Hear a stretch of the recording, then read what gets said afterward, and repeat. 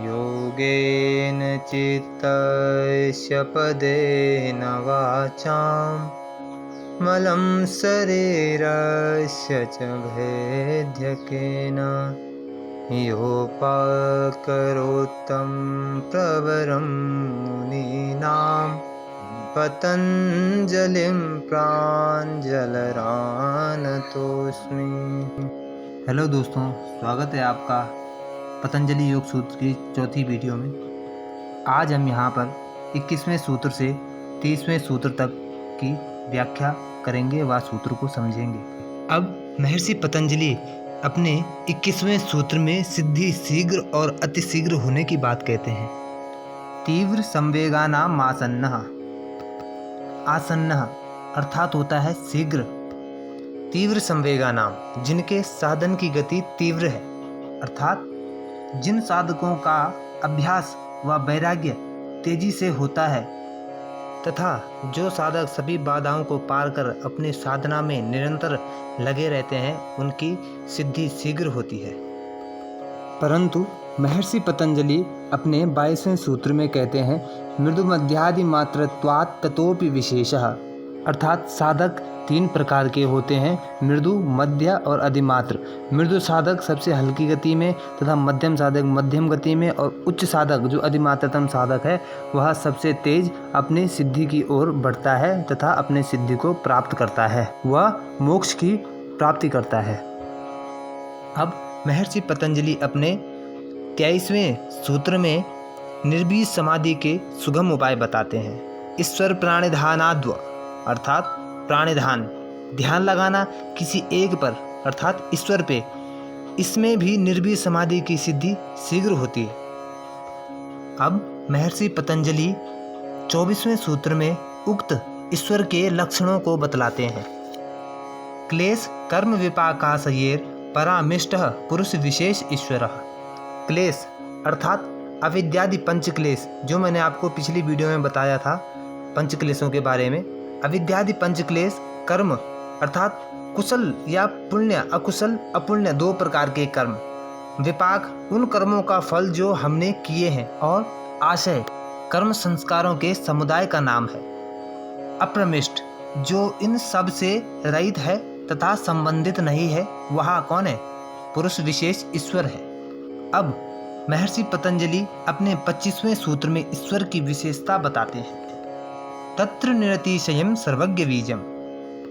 तत्र अर्थात उपरोक्त, जो ऊपर वर्णित है।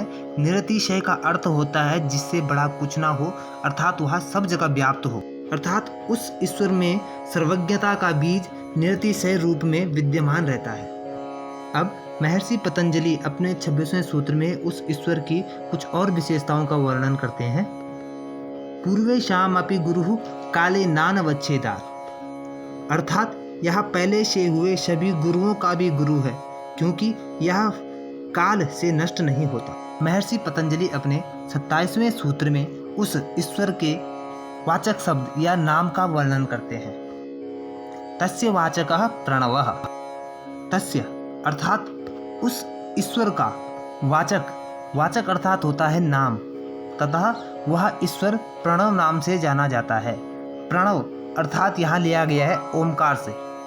अब महर्षि पतंजलि उस ईश्वर का नाम बतलाकर उसका प्रयोग बतलाते हैं अपने 28वें सूत्र में।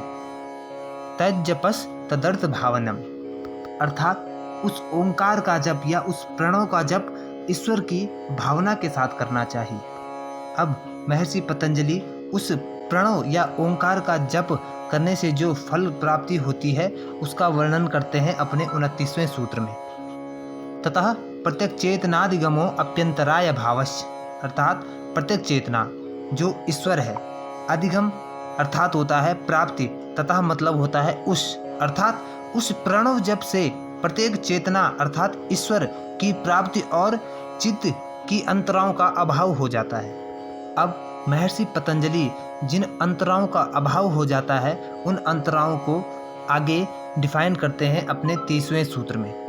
व्याधिस्त्यान संशय प्रमादा लस्य विरति भ्रांति दर्शना लब्ध भूमिकत्वान अवस्थितत्वानि चित्त विक्षेपास्ते अंतरायः, अर्थात चित्त के 9 विक्षेप हैं जिसे चित्त विक्षेप भी कहते हैं। ये चित्त की वृत्तियों के साथ रहते हैं। इन्हें योगमल, योग बाधक, योग विक्षेप, योग प्रतिपक्ष और योग अंतराएं भी कहते हैं। यह 9 प्रकार की होती है, जो इस प्रकार है। व्याधि धातु, रस, करण अर्थात इंद्री, मन, बुद्धि और अहंकार, इनकी विषमता कहलाती है व्याधि। स्त्यान चित्त की अक्रमण्यता अर्थात साधनाओं में प्रवृत्ति अर्थात प्रवाह न होने का स्वभाव। संशय 2 किनारों को छूने का अर्थात 2 विरोधी ज्ञान का बने रहना योग में संशय कहलाता है। प्रमाद योग साधना के अभ्यास की अवहेलना करना प्रमाद कहलाता है। आलस्य तमोगुण की अधिकता होने से चित्त और शरीर में भारीपन हो जाना आलस्य कहलाता है। अविरति वैराग्य का अभाव अर्थात इंद्रियों का आलस्य व इंद्रियों का हावी हो जाना। भ्रांति दर्शन विपरीत ज्ञान या मिथ्य ज्ञान। अलब्ध भूमिकत्व अर्थात साधना भूमिका प्राप्त न होना, मतलब कि साधक के उत्साह में कमी आ जाना। अनवस्थितत्व अर्थात प्राप्ति समाधि या भूमि में चित्त का ना स्थिर होना या ना ठहरना अनवस्थितत्व कहलाता है। दोस्तों, अगर आपको ये पतंजलि सीरीज़ अच्छी लग रही हो तो प्लीज़ लाइक करें, शेयर करें व कमेंट